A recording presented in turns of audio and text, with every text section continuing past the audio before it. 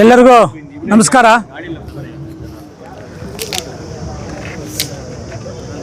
ಈ ದಿನ ಕೇಂದ್ರ ಸರ್ಕಾರದ ಬೆಲೆ ಏರಿಕೆಗಳ ವಿರುದ್ಧ ನಮ್ಮ ಕಾಂಗ್ರೆಸ್ ಪಕ್ಷದ ಸಮಿತಿಯವರು ಪ್ರತಿಭಟನೆ ರ್ಯಾಲಿಯನ್ನು ಫ್ರೀಡಂ ಪಾರ್ಕ್ನಲ್ಲಿ ಇಟ್ಕೊಂಡಿದ್ದಾರೆ. ನಮ್ಮ ಮುಳಬಾಗಿಲು ತಾಲೂಕಿನಿಂದ ನಮ್ಮ ಎಲ್ಲ ಕಾಂಗ್ರೆಸ್ ಮುಖಂಡರು ಇವತ್ತು ಆ ಪ್ರತಿಭಟನೆ ಸಭೆಯಲ್ಲಿ ಪಾಲ್ಗೊಳ್ಳೋಕ್ಕೆ ಇಲ್ಲಿಂದ ಹೊರಟಿದ್ದೀವಿ. ಏನು ಇವತ್ತು ಅವರು ಗ್ಯಾಸ್ ಆಗಲಿ, ಪೆಟ್ರೋಲ್ ಮತ್ತು ಡೀಸೆಲ್ ಬೆಲೆ ಏರಿಕೆ ಮಾಡಿದ್ದಾರೆ. ಅಂತಾರಾಷ್ಟ್ರೀಯ ಮಟ್ಟದಲ್ಲಿ ಈಗ ನಮಗೆ ಪೆಟ್ರೋಲ್ ಡೀಸೆಲ್ ಎಲ್ಲ ಕಡಿಮೆ ರೇಟಲ್ಲಿ ಸಿಗುತ್ತೆ. ಇಲ್ಲಿ ಕಡಿಮೆ ಮಾಡಬೇಕು, ಆದರೆ ಕಡಿಮೆ ಮಾಡ್ತೀರಾ ಈಗ ಬೆಲೆ ಏರಿಕೆ ಮಾಡಿದ್ದಾರೆ. ನಮ್ಮ ಭಾರತ ದೇಶದಲ್ಲಿ 75ರಿಂದ 80% ನಮ್ಮ ಗ್ರಾಮೀಣ ಪ್ರದೇಶ ಮತ್ತು ಬಡವರು ಮತ್ತು ಮಧ್ಯಮ ವರ್ಗದವರು ಇದ್ದಾರೆ. 80% ಮೇಲೆ ಮಧ್ಯಮ ವರ್ಗದವರು ಇದ್ದಾರೆ. ಬೆಳಗ್ಗೆ ಎದ್ದ ತಕ್ಷಣ ಎಲ್ಲರೂ ಕೆಲಸಕ್ಕೆ ಹೋಗಬೇಕು. ಪ್ರತಿದಿನವೂ ಎಲ್ರಿಗೂ ಡೀಸೆಲ್ ಬೇಕು ಮತ್ತು ಊಟಕ್ಕೆ ಗ್ಯಾಸ್ ಬೇಕು.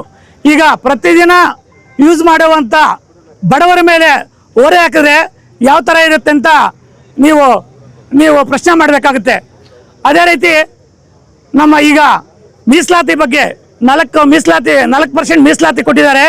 ಮೈನಾರಿಟೀಸ್ ಅಂದರೆ ಮುಸ್ಲಿಮ್ಸ್ ಒಬ್ಬರೇ ಬರಲ್ಲ, ಜೈನರು ಬರ್ತಾರೆ, ಬೌದ್ಧರು ಬರ್ತಾರೆ, ಇನ್ನು ಕ್ರಿಶ್ಚಿಯನ್ಸ್ ಬರ್ತಾರೆ, ಇನ್ನೂ ಕಮ್ಯುನಿಟಿಯವರು ಬರ್ತಾರೆ. ಅವ್ರಿಗೆಲ್ಲ ಸೇರಿಕೊಂಡು 4% ಮಾಡಿದ್ದಾರೆ. ಅದನ್ನು ಇವತ್ತು ರಾಜ್ಯಪಾಲರು ಬಿಲ್ಗೆ ಸೈನ್ ಹಾಕಿಲ್ಲ, ಅದನ್ನು ರಾಷ್ಟ್ರಪತಿಗೆ ಕೆಲಸಕ್ಕೆ ಹಂಗೆ ಇಟ್ಕೊಂಡಿದೆ. ಅದನ್ನು ಈ ಸಂದರ್ಭದಲ್ಲಿ ನಾವು ಖಂಡಿಸ್ತೀವಿ ಅಂತ ಹೇಳ್ಬಿಟ್ಟು ನಮ್ಮ ಕಾಂಗ್ರೆಸ್ ಪಕ್ಷದಿಂದ ಖಂಡಿತವಾಗಿ ಖಂಡಿಸ್ತಾ ಇದ್ದೀವಿ. ಅದೇ ರೀತಿ ಈಗ ನಮ್ಮ ದೇಶ ಉದ್ಧಾರ ಆಗಬೇಕಾದ್ರೆ ನಾವು ಏನು ಇವತ್ತು 80%, 90%, 75% ನಾವು ಗ್ರಾಮೀಣ ಮಟ್ಟದಲ್ಲಿ ಬಡವರಿದ್ದಾರೆ, ಮಧ್ಯಮವರ್ಗದವರಿದ್ದಾರೆ. ಇವರೆಲ್ಲ ಡೆವಲಪ್ಮೆಂಟ್ ಆಗಬೇಕು. ಈ ಡೆವಲಪ್ಮೆಂಟ್ ಆಗುವಂಥ ಸ್ಕೀಮ್ಗಳು ಮಾಡಬೇಕು ಭಾರತ ಸರ್ಕಾರದವರು. ನಾವು ಈಗ ಕರ್ನಾಟಕ ಸರ್ಕಾರದಲ್ಲಿ ನಮ್ಮ ಕಾಂಗ್ರೆಸ್ ಸರ್ಕಾರ ಮಾಡಿರುವಂಥ ಈ ಸ್ಕೀಮ್ಗಳು 5 ಗ್ಯಾರಂಟಿಗಳಿಂದ ನಿಮಗೆ GST ಇವತ್ತು ಯಾವ ಮಟ್ಟಕ್ಕೆ ಹೋಗಿದೆ ಅಂತ ನಿಮ್ಗೆ ಗೊತ್ತಾಗಿದೆ. ಏನು ನಮ್ಮ ಜಿ ಡಿ ಪಿ ವ್ಯಾಲ್ಯೂ ಯಾವ ಮಟ್ಟಕ್ಕೆ ಹೋಗಿದೆ. GST ಇಡೀ ಇಂಡಿಯಾದಲ್ಲೇ ನಮಗೆ ಹೆಚ್ಚಿಗೆ ಕಲೆಕ್ಷನ್ ಆಗ್ತಾ ಇರೋದು ನಮ್ಮ ಕರ್ನಾಟಕದಲ್ಲಿ. GDP ವ್ಯಾಲ್ಯೂ ಆಗಿರೋದು ಕೂಡ ನಮ್ಮ ಕರ್ನಾಟಕದಲ್ಲೇ GDP ಮಟ್ಟ ಬೆಳೆದಿದೆ. GDP ಮಟ್ಟ ಅಂದರೆ ಬಡವರು ಎಂಜಾಯ್ಮೆಂಟ್ ಮಾಡೋದು, ಖರ್ಚು ಮಾಡುವಂಥ ರೇಷು ಡೆವಲಪ್ಮೆಂಟ್ ಆದರೆ ದೇಶ ಕೂಡ ಡೆವಲಪ್ಮೆಂಟ್ ಆಗುತ್ತೆ.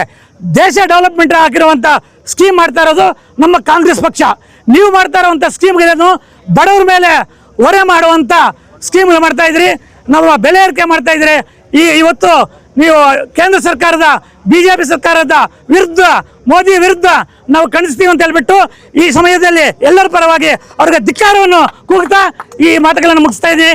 ಜೈ ಹಿಂದ್, ಜೈ ಕರ್ನಾಟಕ.